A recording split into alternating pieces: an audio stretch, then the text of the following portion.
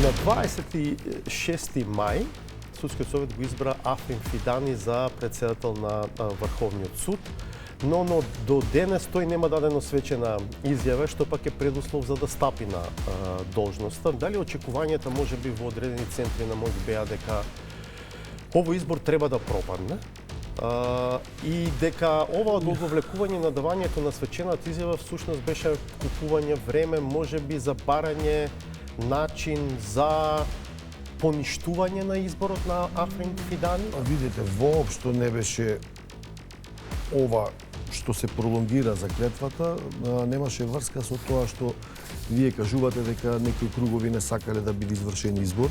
Сум ги чул и јас тие, нормално.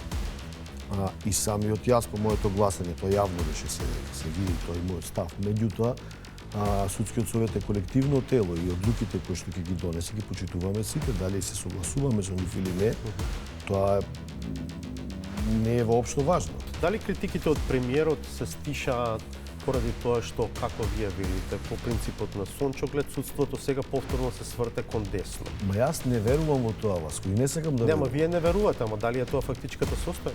Мислам дека не е.